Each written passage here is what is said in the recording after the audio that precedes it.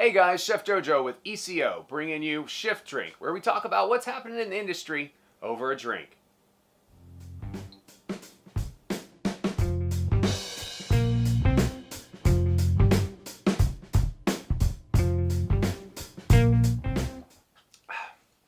So first off, I want to say, sorry it's been so long since we actually posted a Shift Drink. You know, we're trying to do these every 7 to 10 days, try to keep the content coming your way, but my real job kind of got in the way. We got really busy in February. We rolled right into Valentine's Day, and we had an event after event after event, which is pretty cool. I mean, because it's given me a little time to reflect on the last Shift Drink we did and kind of bring up some topics. Before we dive into the deep stuff, I really want to give a shout out to two chefs that I posted an article back in January.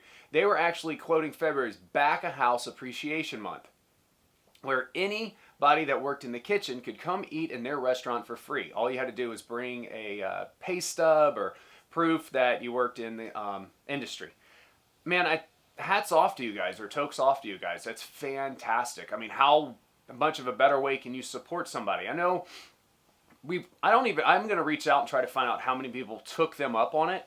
A is, when do we get a chance to get off and go out and enjoy other restaurants? But B, during February, it's really, really tough.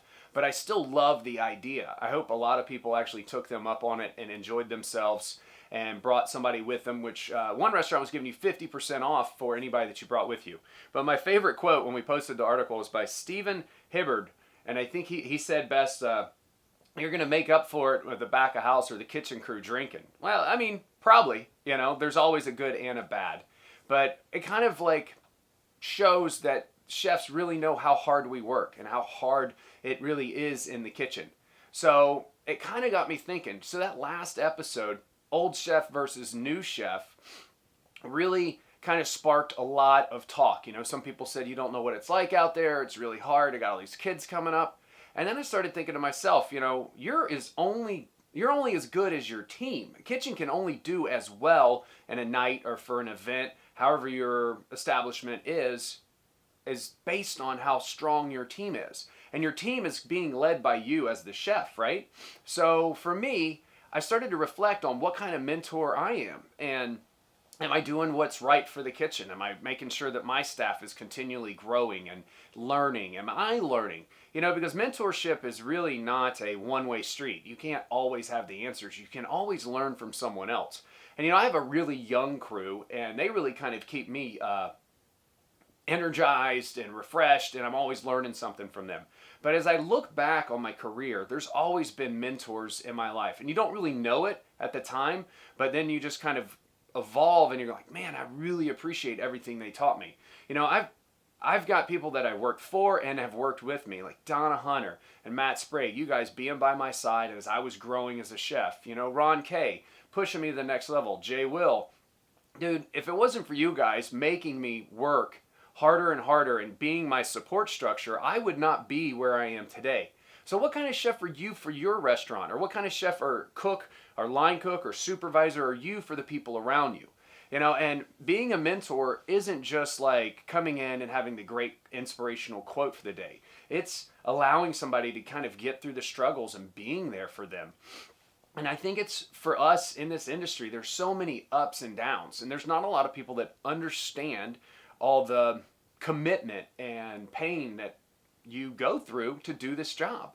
We work more than everybody, or a lot of people, and you can really lose focus on what's important in that process because it's only about the meal. It's only about tonight's service. It's only about the wedding that you're about to pull off. Whatever it is, there's a lot of stress involved. And the only people that really understand that are the ones next to you. So my hat's off to you. Thank you guys so much for being there for me. That's Don and Matt. And there's countless other chefs. People from my culinary school that, you know, got me my first job, you know, Chef Brandenburg, you know, Patricia Wilson. I could name names for this entire video of everybody that's influenced my career. I just hope that one day I inspire people to, you know, say, JoJo, you were a really good leader. You taught me this. And that's what I'm going to do moving forward this year, is really be sure that I am there for the team. You know, I'm making sure that they are learning and I'm learning at the same time. I think that there's some guys out there that you should take note of. Look what Thomas Keller did in the past couple of years. You know, he really focused on making a mentorship program to really focus on winning Bocuse d'Or, and we took home the gold. I mean, that was huge. And you could see the commitment level, you could see the sponsorship level, you could see all these things change based on who was doing it. And it took a couple of years, it took us a while, and we finally, we got there. And you guys had some great comments on the Facebook. And you know what really tripped me out was that Jacques Pepin actually shared our share of Thomas's Keller's video on his Facebook page, which I was like, holy cow. I remember watching his videos of cleaning chicken and stuff back when I was coming up. I mean, he is truly, truly a legendary chef. As I'm just checking my last little bit of notes here, when you come into your kitchen for next shift or for the next event, or if you're going in now, really ask yourself, what would you like to learn and what would you like to teach? Because this year, 2017, that's what we're going to be about. We're going to be about making sure that people are pushing themselves to the next level. I've got some workshops planned that we're going to be doing at culinary schools because I really want to help our industry. Everybody had something to say about the old chef versus the new chef. But what are we going to do to change it? So today's Shift Drink is about how you're going to be a better mentor and how we as an industry need to shape what's happening. Because there's a lot of really upset people, like stop screwing over the line cooks, make sure they get paid. Chefs only use them. Remember when I posted that article about the chef that got the Michelin stars, but he was paying his cooks less than what they would make at McDonald's? That's kind of got to change. And there was a quote about the 20 things, and I don't remember your name. I'll have to look it up and put it in the comment below, or in the section, where you actually said, chefs aren't living like this anymore. We're starting to change. And I was thinking to myself, you know what? You're right. We don't have to be that way. And if we accept what our new life is going to be, then that's what's going to change the industry. So that's my thought on what being a mentor is and how you guys can change. So start the initiative today. And one of the ways that I feel that you can really start the initiative or change momentum inside your kitchen is start a cookbook collection that anybody can use. Now, it is a little risky, and I have lost several cookbooks over the years, but I've always put a slew of cookbooks in my chef office. I tell you that I collect them, I buy them, I flip through them, I use them for inspiration and try to figure out maybe what the next dish is going to be. And, it's all the way from a classic cookbook by Vincent Price to, the cookbook that we reviewed in our first Shift Drink, the one by Sat Baines. Total different levels, Mugaritz, or any of these cookbooks that push you. And I think it's important that we acknowledge the fact that not everybody that works in your kitchen has tons and tons of experience. How are you going to make them better? Because you're only as good as your team.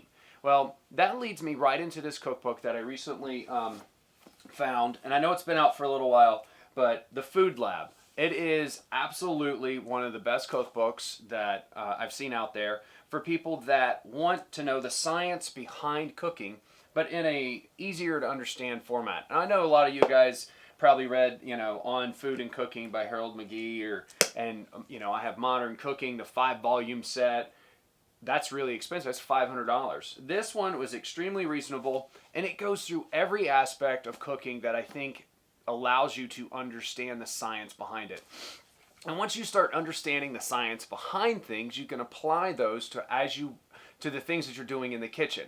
So it's only going to make you a stronger cook the more knowledge you have. I think we all would agree to that. But how are you going to make your cooks read it? You're going to talk to them about it. You're going to ask them, hey, did you check out this new cookbook? Have you guys seen this? We should try some of these recipes. Or this is why this happens when you do this. It's all in here. But, how many of the guys that you know that started out as, you made tons of comments on the 20 things, started out as a dishwasher, made my way all the way through the top. That is absolutely how the majority of us started, as a dishwasher. But who taught you? Well, who gave you the library? This would have put me light years ahead of everybody else if it was out when I was coming up. It's a totally different world. So check it out, the Food Lab. We'll post a link either from Amazon or one of the websites out there. I think it's something that should be actually in your cookbook collection. Maybe you might say, I already know everything, but there's no way in hell that you do. Check it out. And as always, I'm Chef JoJo with ECO. Please follow us on Instagram, YouTube, Snapchat, or Twitter, and subscribe below. If you already subscribe, hit the bell so you can get a notification. Hopefully you'll be seeing another video real soon from us. And cheers. Chef Jojo with ECO.